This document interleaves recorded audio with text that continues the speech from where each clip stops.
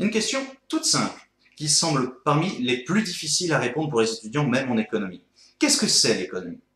Pourtant, c'est un phénomène qui impacte chaque aspect de votre vie lorsque vous devez aller faire le plein d'essence, faire les courses ou décider simplement entre aller acheter un sandwich le midi plutôt que de préparer un plat la veille, au soir à faire réchauffer lorsque vous serez au lycée, à l'université ou au bureau. Alors, simplement, qu'est-ce que c'est l'économie?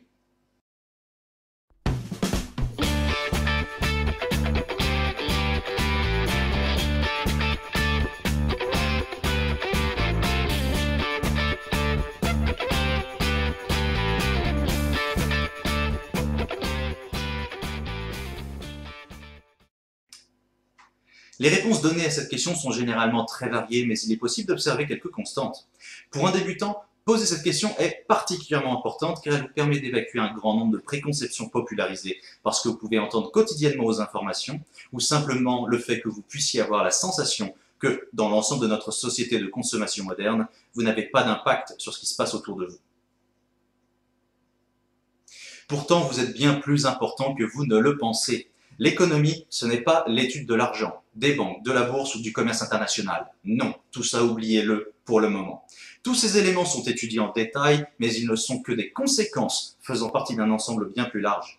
Ces éléments, qui peuvent paraître particulièrement barbants ou inintéressants au premier abord, sont à prendre en compte dans un sujet d'étude bien plus humain. L'économie est une science. Plus particulièrement, l'économie est avant tout une science humaine.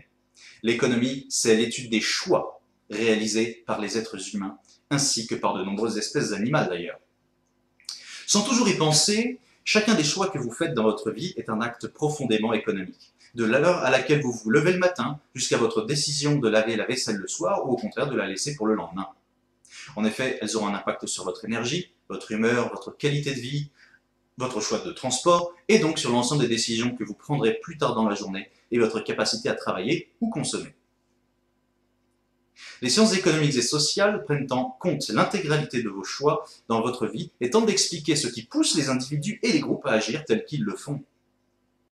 Le premier critère de décision économique est de savoir si l'on veut échanger ou non. Vous verrez par la suite que cette question est centrale dans les types de mesures de l'économie telles que le PIB qui calcule ce qu'on appelle la richesse produite par un pays au cours d'une année. Reprenons un exemple de la vie de tous les jours. Vous avez très probablement déjà nettoyé chez vous, débarrassé la table, passé l'aspirateur, etc. Pourtant, vous auriez pu embaucher un homme ou une femme de ménage.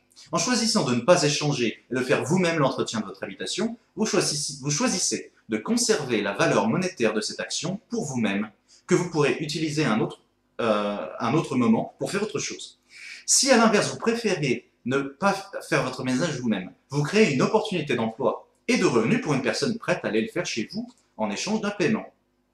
Le choix d'échanger ou de ne pas échanger a donc un impact fort sur votre vie, celle de ceux avec qui vous avez des contacts, et donc l'économie tout entière. En économie comme en sociologie et en philosophie, cette notion d'échange porte aussi à débat. Les partisans de l'économie de marché affirment que c'est cela qui crée la richesse, et en particulier un certain John Maynard Keynes, que vous verrez souvent en économie. Pour eux, l'échange crée de la valeur et mène donc à la création de richesse. A l'inverse, les partisans d'une économie dirigée considèrent que l'échange n'est qu'un moyen, mais n'est pas ce qui crée la valeur. Nous y reviendrons. Alors, qu'échangez-vous? Soit des éléments matériels, soit immatériels, c'est-à-dire des produits que l'on appelle des biens en économie, que vous allez conserver entre vos mains après l'achat, comme par exemple une voiture, ou bien des services, c'est-à-dire toutes les actions que vous allez réaliser qui sont importantes pour vous, mais que vous ne garderez pas chez vous, comme par exemple prendre un taxi. L'économie est donc l'étude des échanges, des biens et des services. Qu'est-ce qui vous donne envie d'échanger avec les autres? Le premier élément qui va vous permettre de déterminer votre souhait de le faire sera l'utilité du bien ou du service. Si votre voisin vient chez vous pour vous aider à transporter ce que vous avez chez vous de Brest à Strasbourg, alors que vous n'avez pas du tout l'intention de déménager, vous n'allez probablement pas trouver son service utile. Par contre, si vous entrez dans un nouvel appartement, appeler des amis ou une entreprise de déménagement pour vous aider sera probablement une chose à laquelle vous allez penser et qui vous sera très utile. Faisons un instant appel à la bulle à idées. Cette notion d'utilité est aussi un sujet qui divise profondément ceux qui étudient les sciences humaines. Si vous êtes lycéen, vous verrez ce débat en terminale dans le programme de philosophie, l'opposition entre le nominalisme et le réalisme. Qu'est-ce qui détermine l'utilité d'un bien ou d'un service? Certains affirment que cela dépend de votre point de vue et du contexte. Ainsi, la possession d'une paire de lunettes dépendra de votre besoin à emporter en fonction de la qualité de vos yeux et de votre besoin à voir correctement dans une situation où vous avez besoin de voir correctement.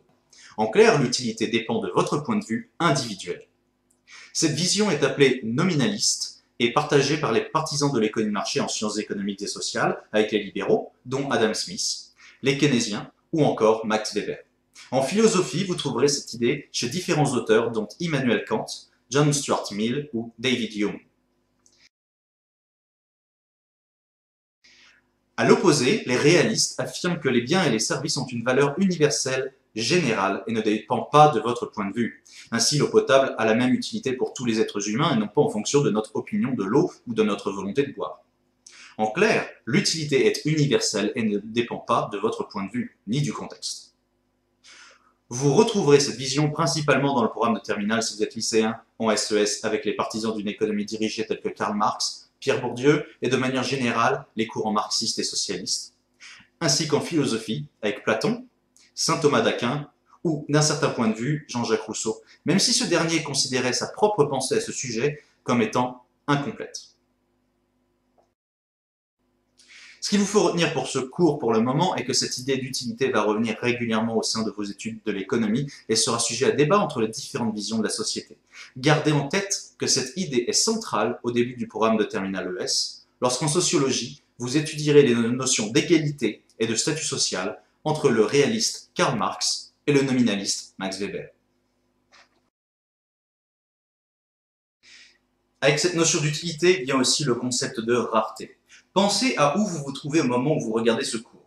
Vous aurez forcément, en 2017, un point commun avec tous les autres qui l'auront regardé avant et après vous. Vous êtes sur la planète Terre. Si vous nous regardez depuis la Station spatiale internationale, vous pouvez nous laisser un message. Notre attachement factuel à cette zone géographique limitée implique que tout ce à quoi vous pouvez penser est limité. Cette limitation des ressources est appelée rareté en économie. Plus un élément va être rare et difficile à obtenir, plus il peut être cher. La rareté seule n'est pas suffisante. Rappelez-vous la plus célèbre citation critique des syllogismes. Tout ce qui est rare est cher. Un cheval bon marché est rare. Donc un cheval bon marché est cher. Bon.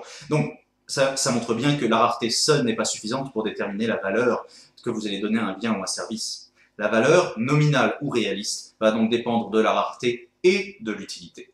Plus un bien est rare et utile, plus il a de valeur. Plus un bien est abondant et inutile, moins il a de valeur.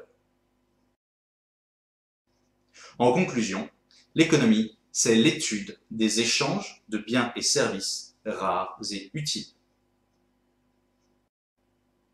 Aujourd'hui, vous avez appris que l'économie est avant tout une science humaine et sociale. Au sein des sciences humaines, c'est la science des choix. Elle touche à de nombreux aspects du fonctionnement humain, dont notre biologie bien entendu, mais aussi la psychologie, la philosophie et la socialisation. Un économiste étudie les échanges ou absence d'échanges de biens et de services. La rareté et l'utilité de ces biens et services déterminent leur valeur et le coût de leur obtention. Enfin, nous avons esquissé l'idée qu'il existe plusieurs visions de l'économie, des oppositions que vous retrouverez dans l'ensemble des sciences humaines, dont la philosophie, la sociologie ou encore la psychologie. C'est ce qui explique que quand on demande aux économistes une réponse, on en trouve plusieurs. Merci pour avoir regardé ce premier cours en ligne proposé par Brest Formation. Brest Formation se donne pour mission de rendre disponible gratuitement une connaissance et une maîtrise de qualité de ces concepts au plus grand nombre. Notre activité principale est de donner des cours et des formations en Bretagne occidentale, mais désormais aussi de permettre à toute personne souhaitant se former de pouvoir le faire avec des cours de qualité, sans condition de ressources. Pour nous aider à proposer de nouveaux cours gratuits disponibles en vidéo, vous pouvez devenir l'un de nos mécènes sur Tipeee via la page www.tipeee.com/brestformation. Vous pouvez la retrouver plus bas ici. C'est grâce à votre aide que nous pourrons à long terme proposer à tous d'apprendre, même s'ils n'ont pas les moyens de se former dans les structures traditionnelles. Pour seulement 1 ou 2 euros par mois, vous pouvez nous permettre d'améliorer notre contenu et notre rythme de publication. Si vous avez apprécié ce cours en ligne, bien entendu, et que vous souhaitez continuer à apprendre avec nous, abonnez-vous à notre chaîne YouTube.